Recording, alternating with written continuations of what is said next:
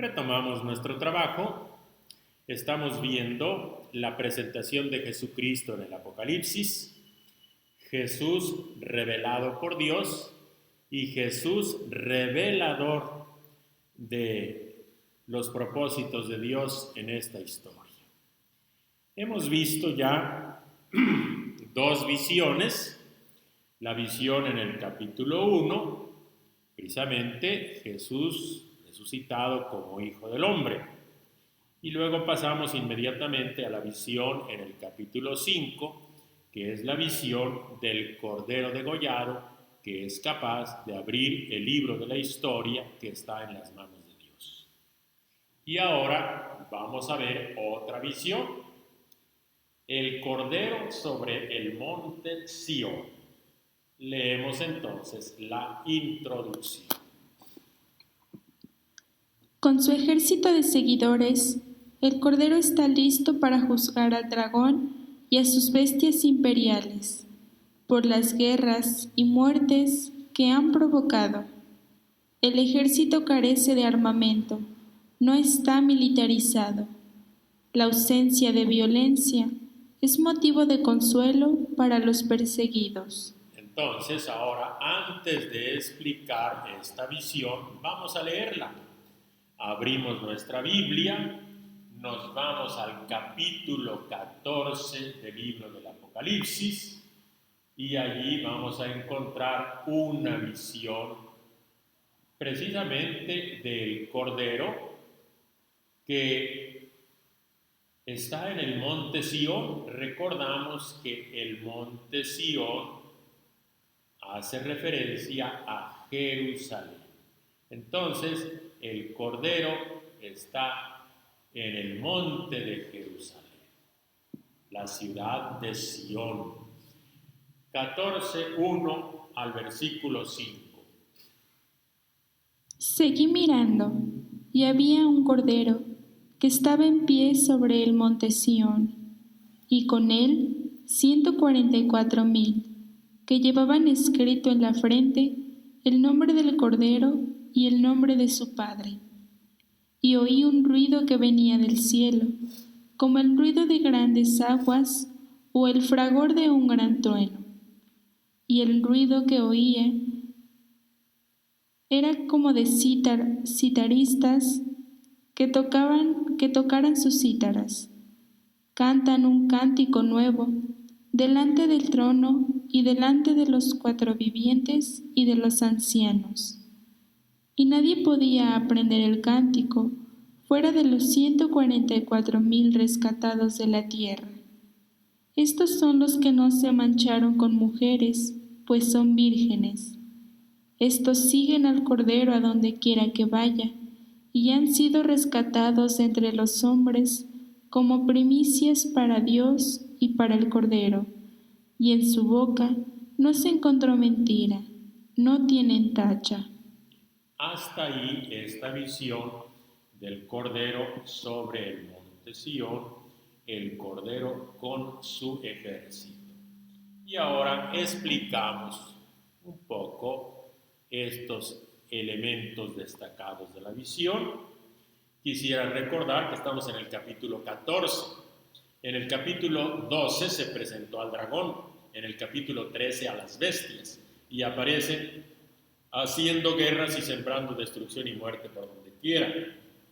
Entonces, inmediatamente el Apocalipsis, para no dejar impunes a esos agentes del mal, inmediatamente nos presenta al Cordero, que viene a juzgarlos, que viene a ponerlos en su lugar.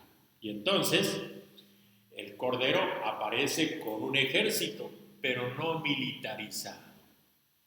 En el tiempo del Apocalipsis la gente estaba cansada de guerras, como en todas las épocas. Y aquí el ejército del Cordero no está militarizado. Y que no haya violencia, eso da mucha esperanza. Vamos a explicar ahora algunos elementos de esta visión. Primer punto. Cordero de pie. Quiere decir que es Jesús resucitado, humilde e inofensivo, es un cordero, pero de pie, con un gesto de triunfo. Monte Sión, Recordamos, es la batalla y la victoria del Mesías, según el libro de Joel, en el monte Sión, donde está asentada Jerusalén. 144,000. Vuelven a aparecer estos números simbólicos, 144,000, 12 por 12,000, es el pueblo de Dios organizado y pleno, preparado para la batalla final. Nombre escrito en la frente. Es signo de pertenencia al Cordero y al Padre. Llevan el nombre del Cordero escrito en la frente y el nombre de su Padre. Pertenecen a Dios, son de Jesús. Ustedes ven que todavía en nuestra época hay gente que se pone en algunos listones y nos dice de qué equipo son. Bueno, signo de pertenencia.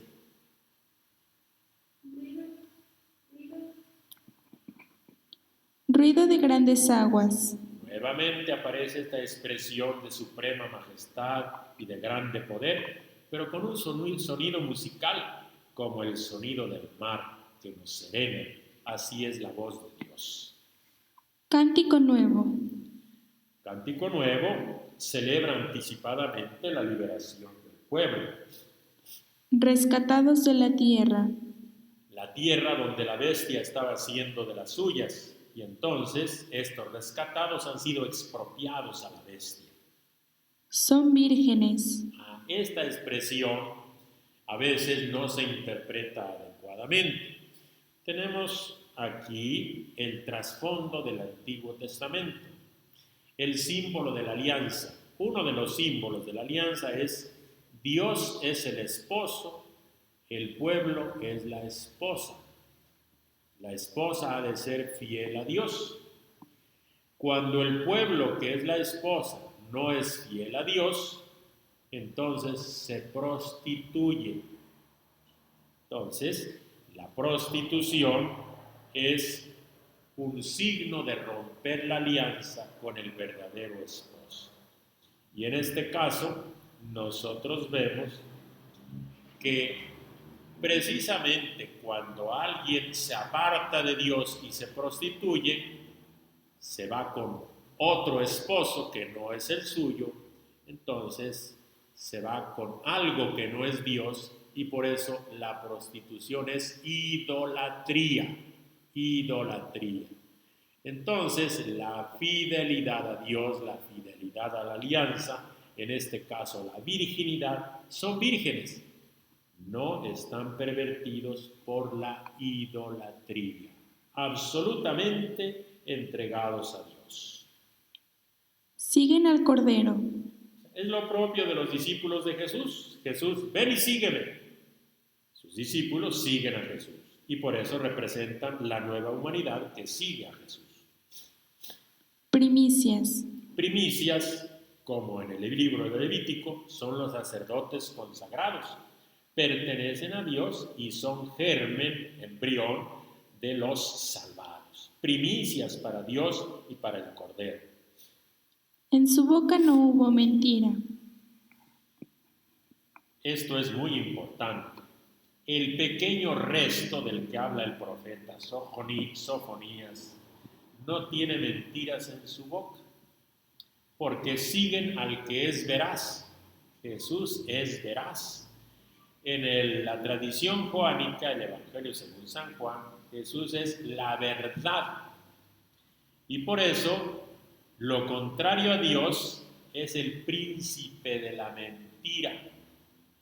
Entonces aquí los seguidores de Jesús, los del ejército de Jesús, precisamente no tienen mentira en su boca, no siguen al dragón ni a las bestias, siguen al que es veraz.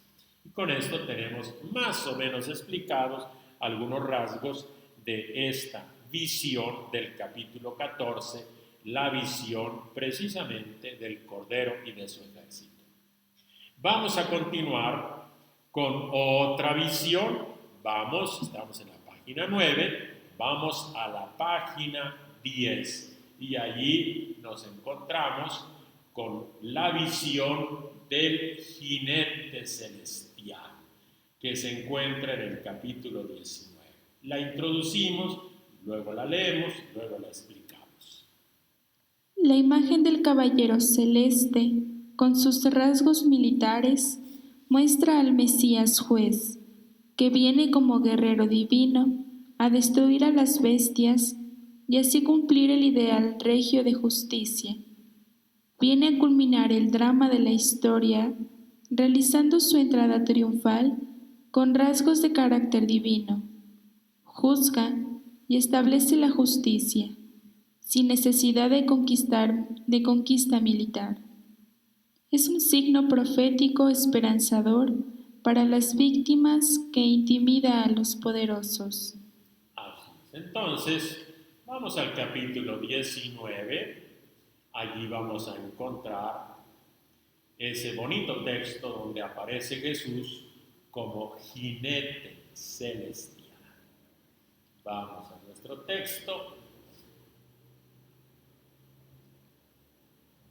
Entonces vi el cielo abierto, y había un caballo blanco. El que lo monta se llama Fiel y Veraz, y juzga y combate con justicia.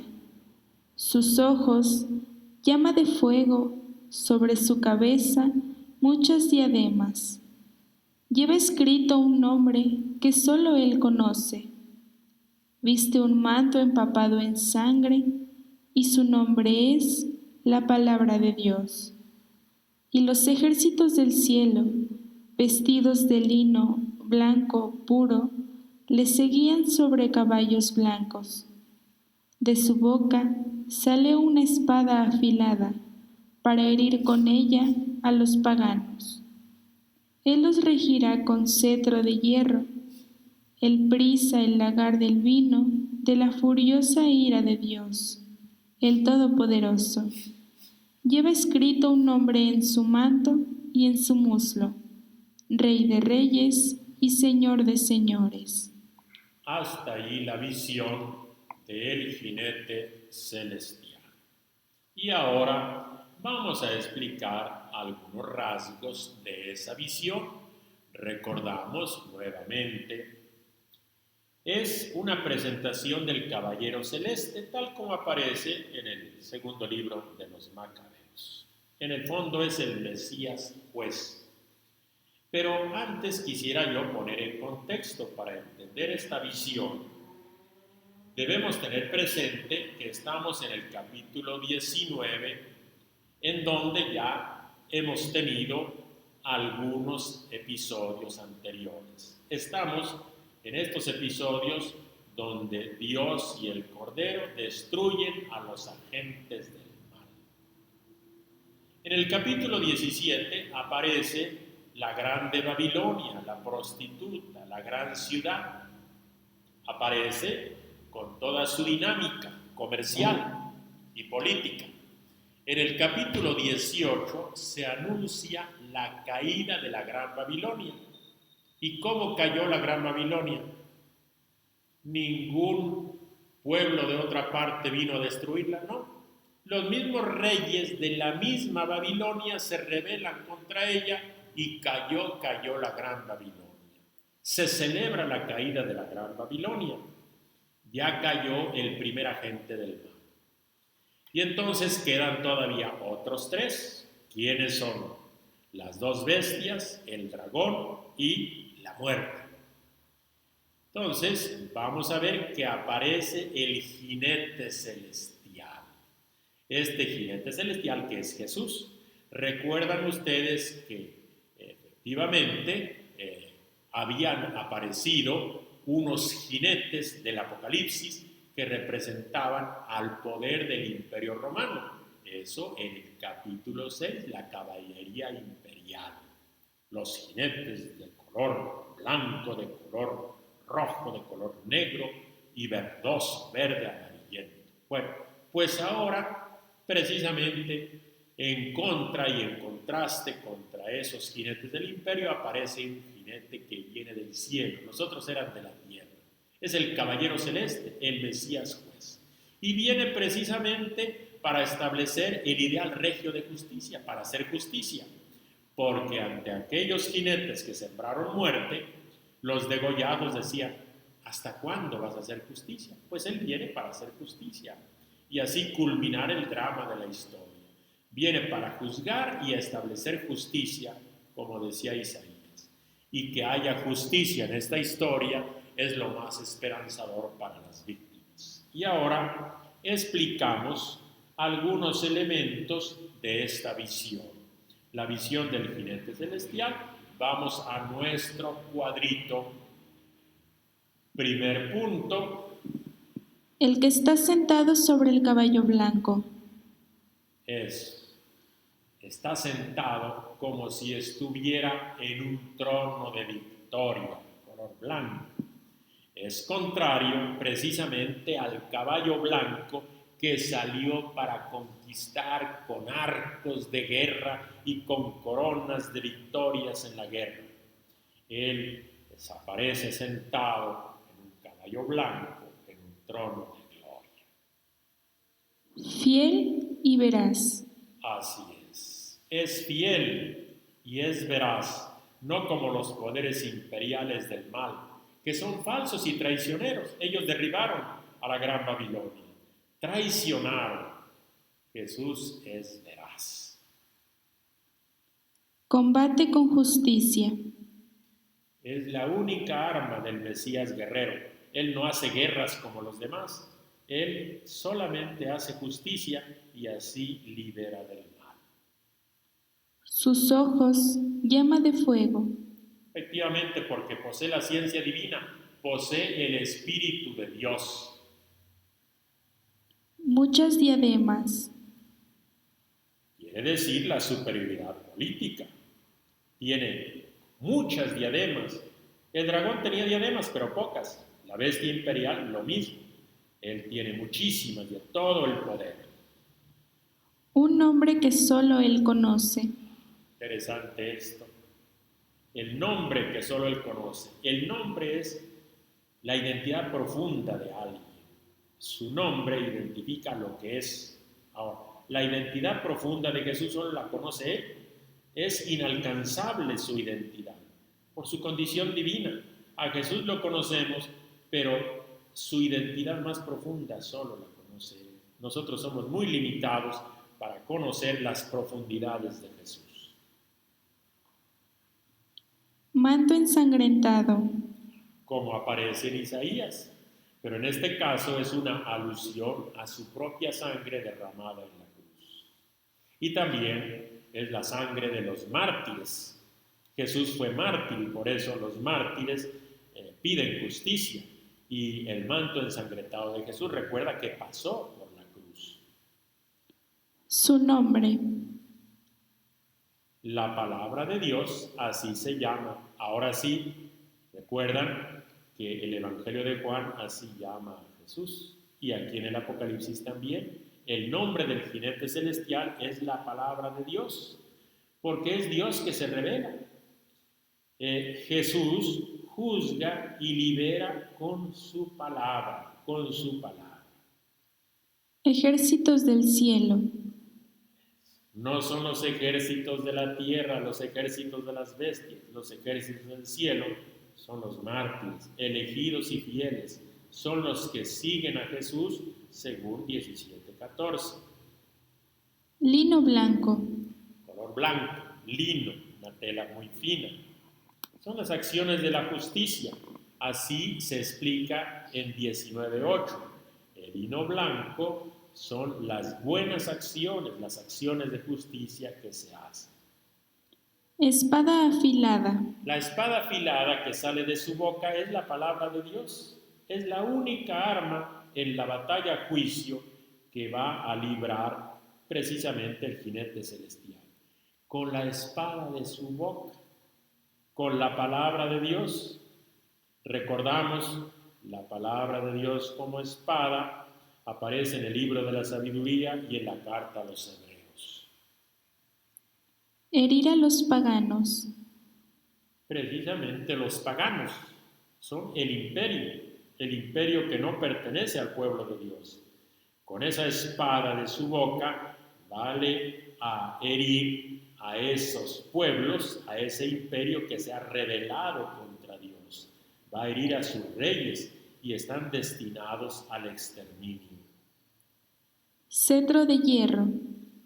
En el Salmo 2, el cetro de hierro es el instrumento del pastoreo mesiánico. Así va a pastorear el Mesías, con cetro de hierro. Lagar de la ira. El lagar es el lugar donde se pisan las uvas. Entonces, los poderes del mal van a ser pisados en el lagar de la ira de Dios y del Cordero.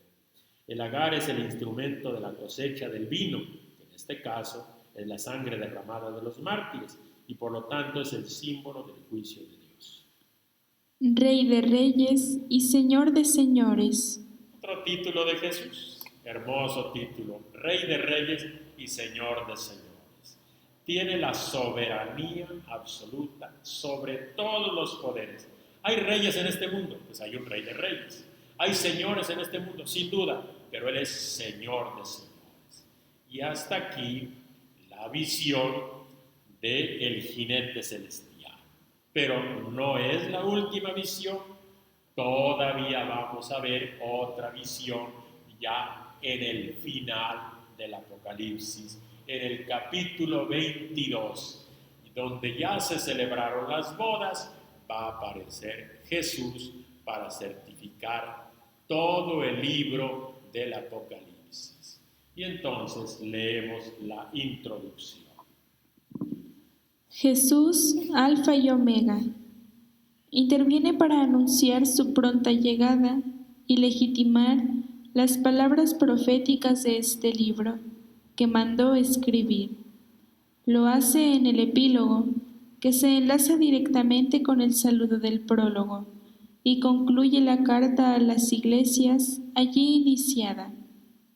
Aquí no es el Jesús de la parucía final, sino el que está llegando al presente de las comunidades para apoyarlas en su lucha contra las bestias.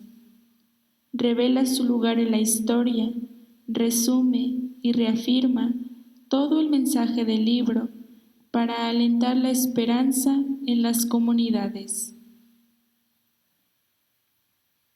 Entonces, Jesús viene para reafirmar todo el mensaje del libro, todo el centro del libro, del capítulo 4 a 22:5.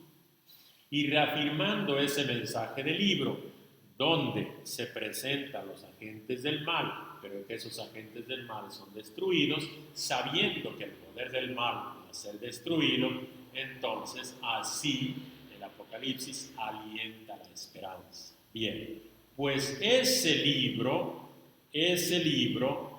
va a ser precisamente, ese libro va a ser certificado por Jesús.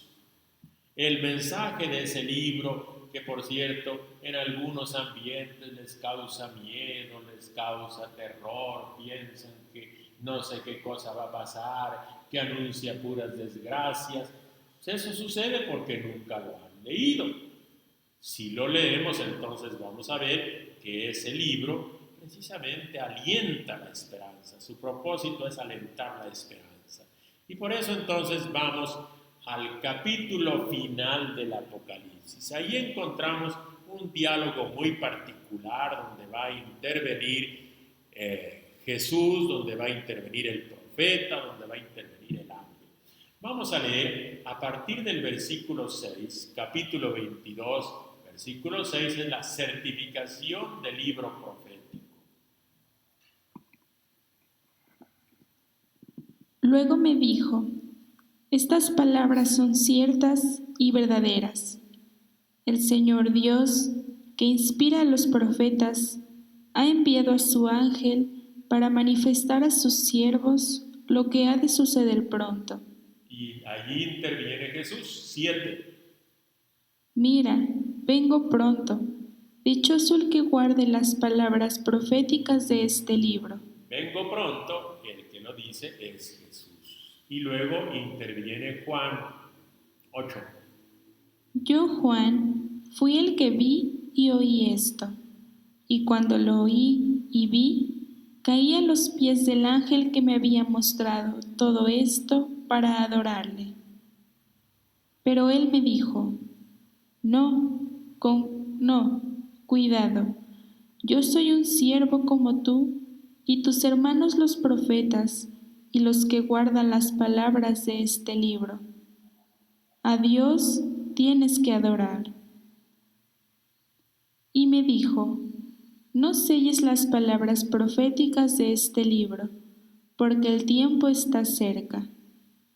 Que el injusto siga cometiendo injusticias, y el manchado siga manchándose.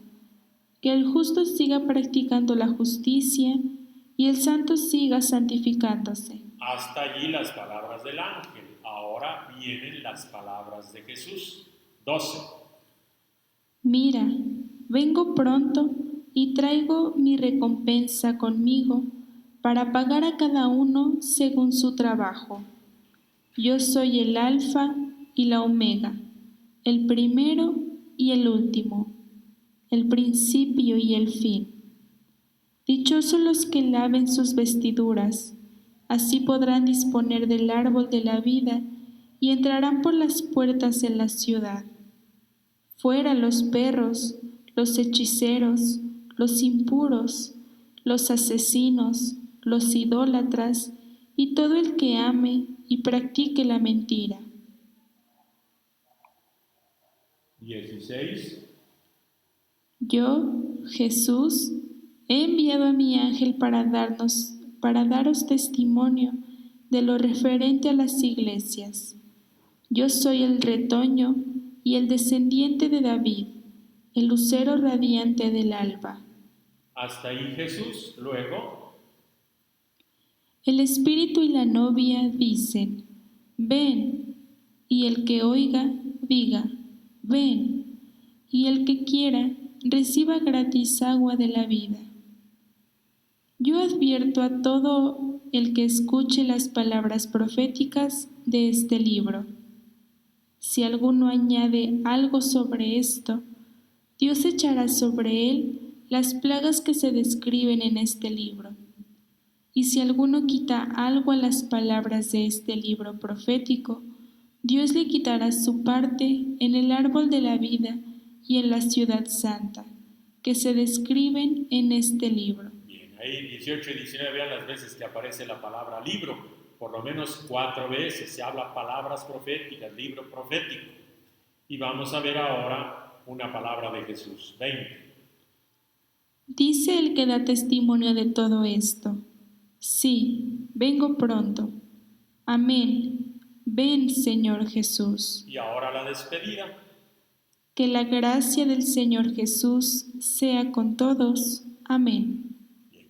Como entonces hay un diálogo en todo este capítulo, vamos a volver a leer de ese diálogo solo las palabras de Jesús.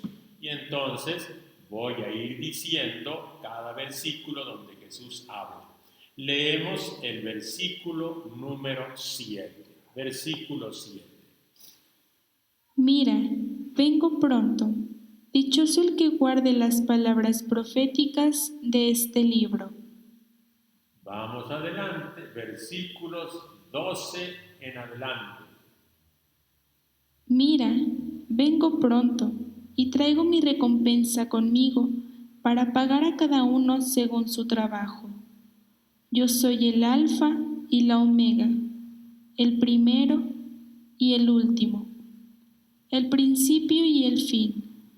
Dichosos los que laven sus vestiduras, así podrán disponer del árbol de la vida y entrarán por las puertas en la ciudad. Fuera los perros, los hechiceros, los impuros, los asesinos, los idólatras y todo el que ame y practique la mentira. Yo, Jesús, he enviado a mi ángel para daros testimonio de lo referente a las iglesias. Yo soy el retoño y el descendiente de David, el lucero radiante del alba. Hasta aquí. Y finalmente las últimas palabras de Jesús están en el versículo 20. Dice el que da testimonio de todo esto: sí, vengo pronto. Hasta ahí. Jesús dice, sí, vengo pronto. Y entonces ahora explicamos un poco estas palabras de Jesús. Y entonces volvemos a la página 10, en la letra E. Ya hemos leído, Jesús alfa y omega, la última visión, alfa, primera letra del alfabeto griego, omega, última letra. Jesús aparece, vengo pronto, está anunciando su pronta llegada. ¿Y a qué llega? En primer lugar, a legitimar las palabras proféticas de este libro.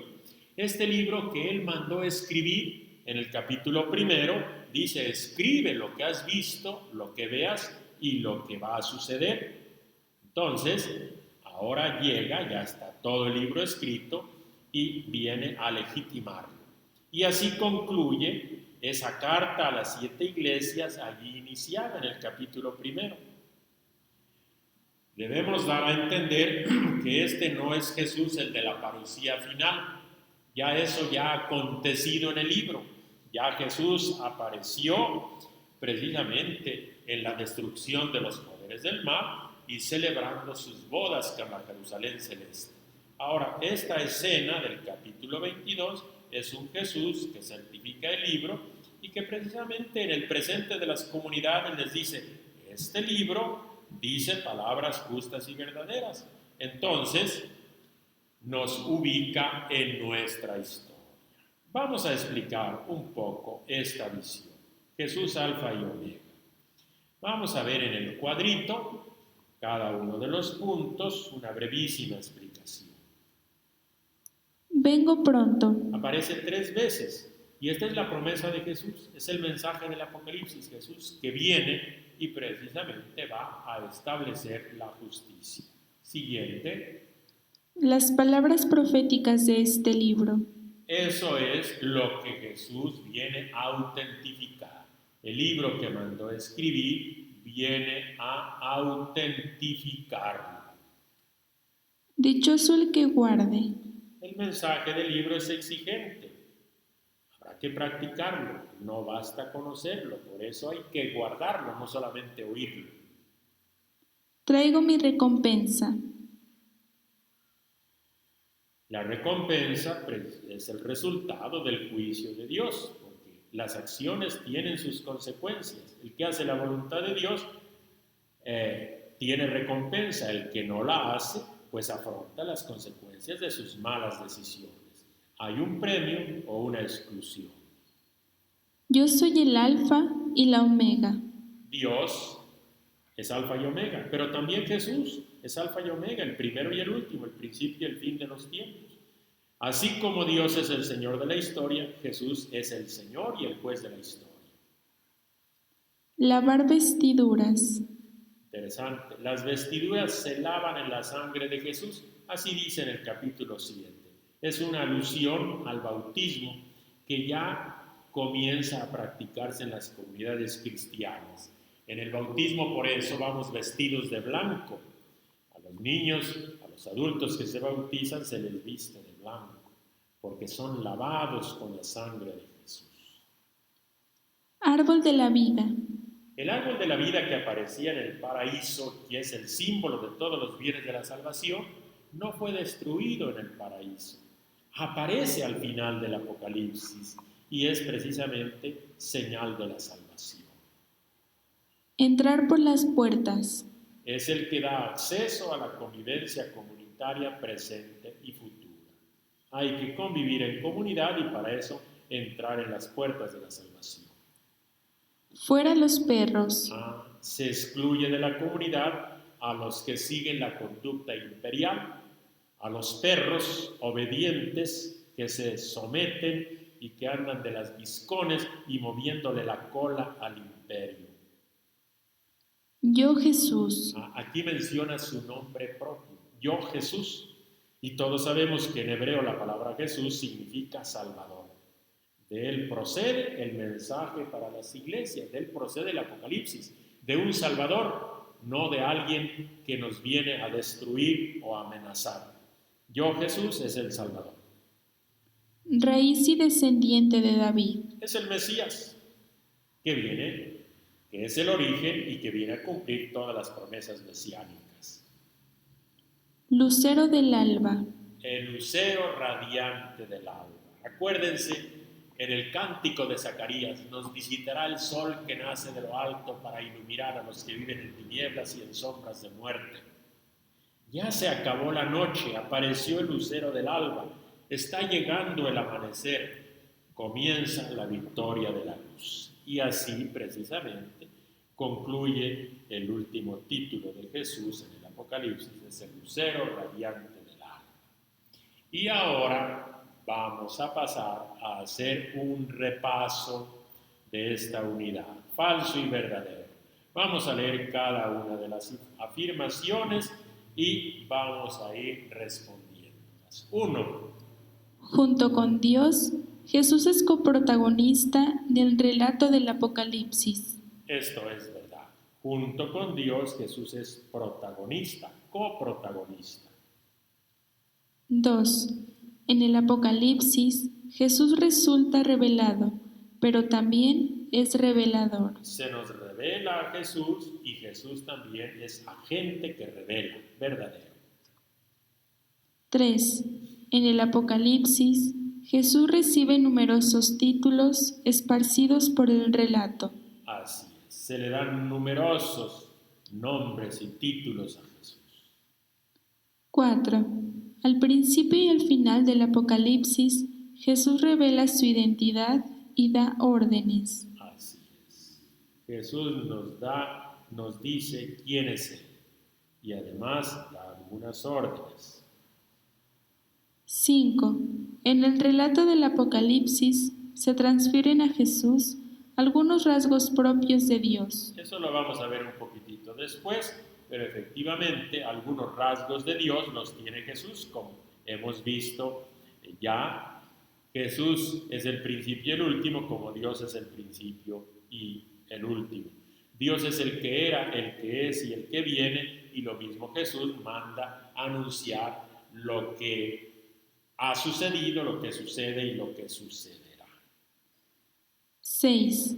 Como jinete celeste, Jesús viene a establecer la justicia y culminar la historia. No hay duda. 7. El epílogo del Apocalipsis 22 pone en escena al Jesús de la parucía final. No, esto es falso. La visión del capítulo 22 no es la escena de la parucía final. Apenas se le suplica y ven Señor Jesús, y él dice, vengo pronto. Entonces todavía no es la escena de la parucía final. Él anuncia, sí vengo pronto, y la comunidad dice, Maranatá, ven Señor Jesús. Capítulo 22 no es la parucía final. 8. Las aclamaciones litúrgicas responden a las visiones y las interpretan. Verdadero. Aclamaciones litúrgicas a Jesús. Bueno, y con esto damos un paso adelante. Vamos a la siguiente página. Página 11. Hablamos de los títulos de Jesús y ahora los vamos a ver con todo detalle. ¿Qué títulos se le dan a Jesús?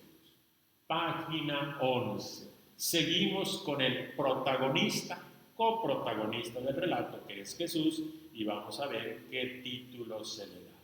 Una introducción. Numerosos títulos de dignidad atribuidos a Jesús contribuyen a construir la cristología narrativa del Apocalipsis. Son muchos porque ninguno es capaz de definir el significado inagotable de la novedosa realidad de Jesús. Solo hasta el tiempo final se manifestará el auténtico nombre que le corresponde, aludido como mi nombre nuevo.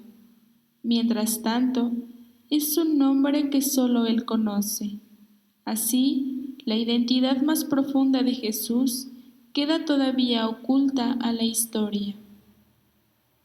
llamo la atención sobre algunos puntos de esta introducción. ¿Por qué se le dan tantos títulos a Jesús? Precisamente porque ninguno puede agotar toda su identidad. Jesús es inagotable, no lo podemos definir con una sola palabra. Es una realidad demasiado grande y demasiado novedosa. Al final se manifestará su nombre, mi nombre nuevo. Es un nombre nuevo, pero interesante. Solo Él lo conoce. La identidad de Jesús a nosotros las criaturas, su identidad profunda, lo último, lo más profundo de su ser, siempre nos rebasa, siempre nos trasciende.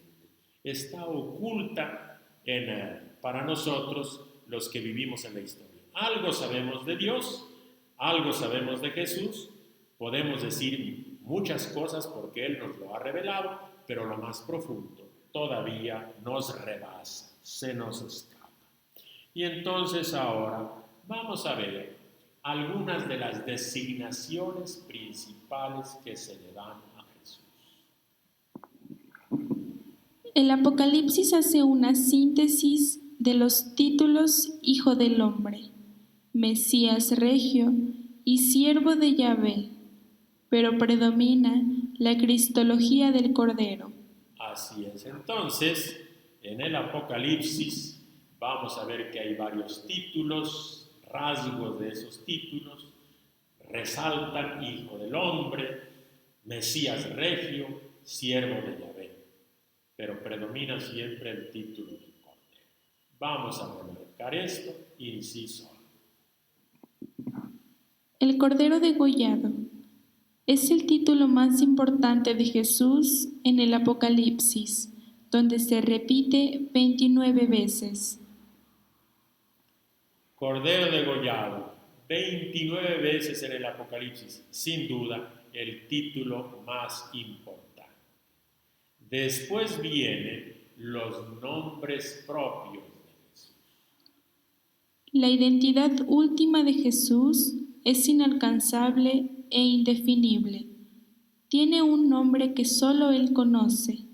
No obstante, el Apocalipsis recoge 3 nombres propios de Jesús. ¿Cuáles son esos 3 nombres propios? Aparecen en el cuadrito. Jesús Es Salvador y aparece 14 veces. Cristo Es el Mesías ungido y consagrado y ese título aparece 7 veces. Jesucristo Es la combinación de los dos, el nombre propio con el título que ya se convirtió en otro nombre de Jesús. El nombre de Jesús es Jesús. Su función en la historia es ser el Mesías, Cristo. Pero Jesús, el Cristo, ya para nosotros es un solo nombre y en el Apocalipsis aparece 3 veces, Jesucristo. Entonces, estos nombres propios nos presentan ya una identidad de Jesús. ¿Qué cosa es el Hijo de Dios? Es un Salvador. Que no se nos olvide, es el Salvador. Ese Salvador, ¿qué cosa es? Pues es el Mesías, el ungido, el enviado por Dios. Esa es su identidad. Aunque lo más profundo de su identidad siempre nos rebasa. Y entonces vamos a ver ahora, después de sus nombres propios, este otro título fundamental, que es efectivamente su función. El título Mesías, ya traducido al griego y convertido en el nombre propio, Cristo, reafirma su misión salvadora y sirve para la esperanza de liberación de los pobres. La palabra hebrea Mesías se traduce al griego como Cristo y en español es ungido.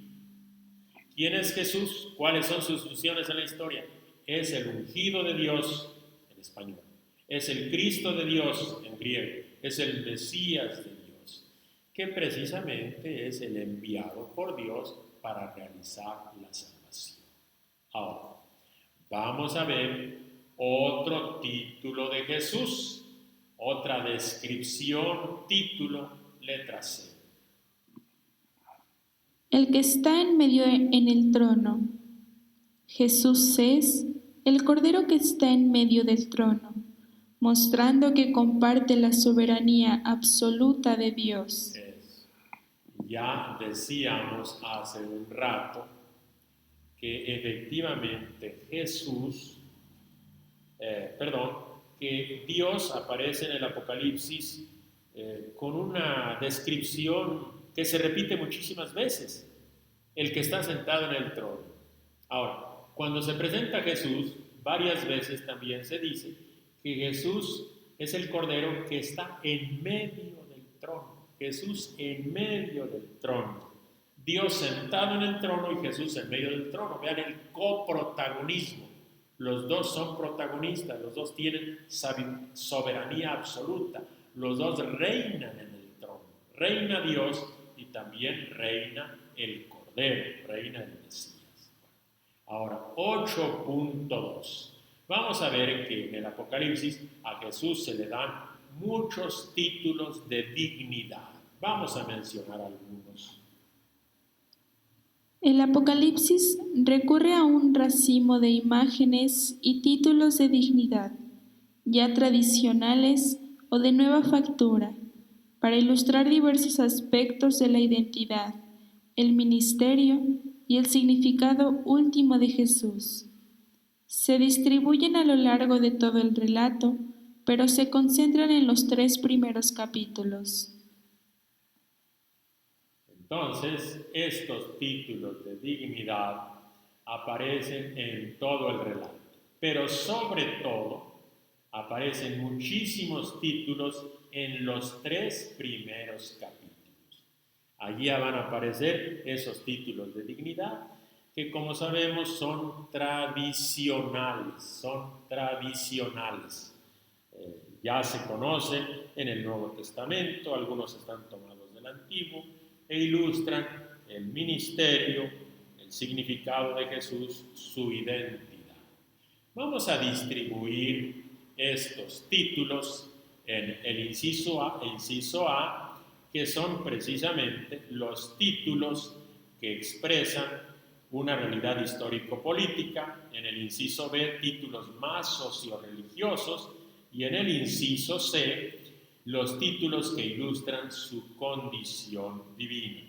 Y entonces vamos a ver la lista de los títulos más histórico-políticos, esos títulos de dignidad de Jesús. ¿Cuáles serían esos títulos de dignidad de Jesús? Leemos la introducción.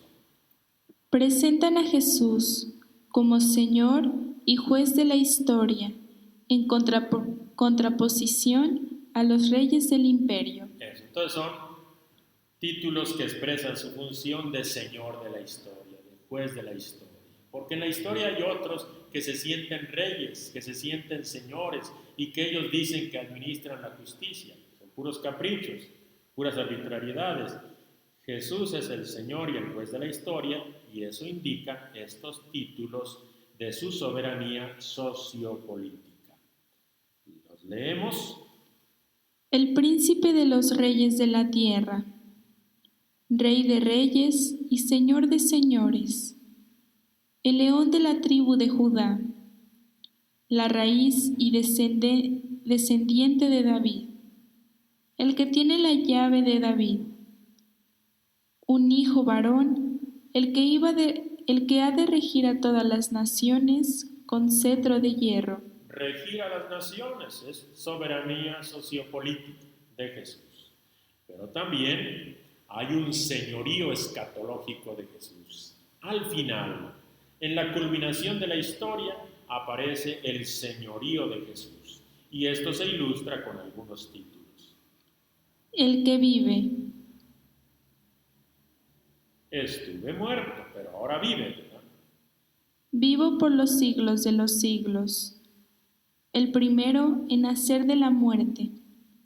El que estuvo muerto y revivió. El lucero radiante del alba. El principio de la creación de Dios.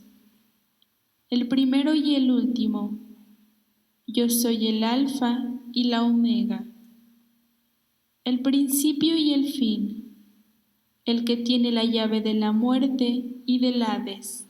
Esos son los títulos que nos muestran que en el final de la historia, en la consumación de la historia, reina el señorío de Jesús.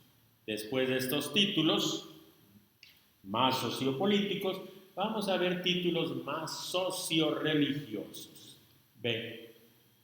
Títulos más socio-religiosos ilustran más la identidad profunda y el señorío eclesial de Jesús. Vamos a ver títulos que ilustren esa identidad profunda. El Hijo del Hombre, el Hijo de Dios, el Santo, Palabra de Dios, aquel cuyos ojos son como llama de fuego y cuyos pies parecen de metal precioso, el que sondea los riñones y los corazones, el que tiene la espada aguda de 2 filos, el que tiene los 7 espíritus de Dios y las 7 estrellas, el veraz, el testigo, el amén, el testigo fiel y veraz. Así es, esa es la identidad profunda de Jesús. Vamos a ver ahora otros títulos que ilustran su señorío eclesial en medio de las iglesias. Su Señor, el que camina entre los 7 candeleros de oro, el que tiene las 7 estrellas, el que nos ama y nos ha lavado con su sangre de nuestros pecados, el que ha hecho de nosotros un reino y sacerdotes para su Dios y Padre. Es el señorío eclesial de Jesús. Sobre esto vamos a volver y ahora pasamos a la siguiente página, a la página número 12, con otros títulos muy particulares que en algunos grupos no se tienen en cuenta y nosotros debemos tenerlos en cuenta. C. Condición divina. Aunque Jesús nunca es llamado todopoderoso, atributo exclusivo de Dios, sin embargo, comparte con él varios rasgos y títulos de dignidad. ¿Cuáles son esos títulos de dignidad que comparte con Dios? Vamos a ver. Tú vas a leer el título. Lee el título. Yo soy. Es el título de Dios que se le da en el capítulo 1, versículo 8. Pero es también Yo soy. Es un título de Jesús, capítulo 1, versículo 17. Señor. Dios es Señor, Jesús es Señor. El Alfa y la Omega. Dios es principio y fin, Jesús es principio y fin. El principio y el fin. Bien, eso es la traducción del Alfa y la Omega, que precisamente es Dios y es Jesús. El que vive. Jesús es el que vive, Dios es el que vive. Santo. Es santo, santo es Dios y Jesús también es el santo. El primero y el último. Lo mismo Alfa y Omega. Lo es Dios y lo es Jesús. Trae recompensa. Dios da recompensa, Jesús da recompensa. Alabanza, gloria, honor. Se le dan a Dios y se le dan a Jesús. Rey de reyes. Lo es Dios según el libro de Daniel y lo es Jesús en 19:16. Su palabra, espada afilada. La palabra de Dios como espada afilada está en Isaías 49:2 y está también precisamente en la presentación del Hijo del Hombre, diríamos la visión inicial, capítulo 1, versículo 16. Ahora, ¿qué quiere decir esto? Que Dios y Jesús comparten los mismos títulos. Vean ustedes, son unos 10 títulos que Jesús y Dios comparten. 11. El Apocalipsis realmente es pródigo en presentarnos estos títulos que Dios y Jesús comparten. ¿Qué quiere decir? Una cosa muy interesante. Jesús nunca es llamado todopoderoso. Ahí lo ven marcado en azul. Nunca es llamado todopoderoso. Solo Dios. Solo Dios.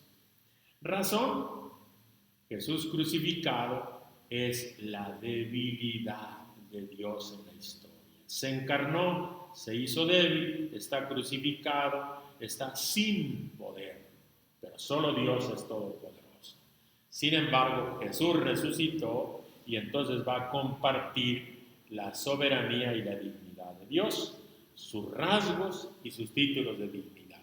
Dios está sentado en el trono, Jesús está en medio del trono. Ahí es una alusión clara y directa a la condición divina de Jesús. Cuando Jesús recibe los calificativos de Dios, ¿qué se nos está diciendo? Que es de condición divina, que tiene la misma condición de Dios. Bueno, y ahora, esto para rebatir un poco esa idea de que solamente el Padre es Dios. Hoy está muy de moda los famosos unitarios. Solamente el Padre es Dios. Jesús es su Mesías, es de segunda categoría. Algunas sectas dicen, es hasta Miguel. A Jesús no hay que adorarlo, solo a Dios hay que adorar. Para nosotros vemos en el Apocalipsis la abundancia de adoración a Dios, abundancia de adoración a Jesús. Les decía que algunos títulos que se le dan a Jesús aparecen también en medio de la iglesia. Y por eso yo quisiera que nos fuéramos al capítulo 2 del Apocalipsis. A ver, capítulo 2, a ver si llegamos. Capítulo 2 del Apocalipsis, donde vamos a encontrar las cartas a las 7 iglesias de Asia. Voy a presentarles el comienzo de esas cartas y quisiera que cayéramos en la cuenta de cómo se escriben y cómo aparecen los mensajes a estas iglesias. Vamos al capítulo 2 y vamos a leer el inicio de la primera carta. Capítulo 2, versículo 1. Al ángel de la iglesia de Éfeso, escribe: Esto dice el que tiene las 7 estrellas en su mano derecha, el que camina entre los 7 candeleros de oro. ¿Quién es el que tiene las 7 estrellas? ¿Quién camina entre los candeleros? Es Jesús, esos son sus títulos. Vamos ahora al versículo 8. Al ángel de la iglesia de Esmirna, escribe: Esto dice el primero y el último, el que estuvo muerto y revivió. Jesús en Esmirna. Ahora, versículo 12. El ángel de la iglesia de Pérgamo escribe: Esto dice el que tiene la espada aguda de 2 filos. O sea, la palabra de Dios. Jesús en Pérgamo. Vamos ahora más adelante, versículo 18, cuarta carta. Escribe al ángel de la iglesia de Tiatira: Esto dice el Hijo de Dios, cuyos ojos son como llama de fuego y cuyos pies parecen de metal precioso. Jesús en la iglesia de Tiatira.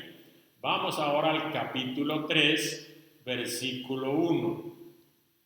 Al ángel de la iglesia de Sardes escribe: Esto dice el que tiene los 7 espíritus de Dios y las 7 estrellas. Hasta ahí Jesús en la iglesia de Sardes. Vamos ahora a la sexta carta, versículo 7. Al ángel de la iglesia de Filadelfia escribe: Esto dice el santo, el veraz, el que tiene la llave de David. Si Él abre, nadie puede cerrar. Si Él cierra, nadie puede abrir. Jesús a la iglesia de Filadelfia. Última carta, último título de Jesús en medio de la iglesia. 3:14. Al ángel de la iglesia de Laodicea escribe: Así habla el Amén, el testigo fiel y veraz, el principio de la creación de Dios. Jesús en la iglesia de Laodicea. Y aquí hacemos una pausa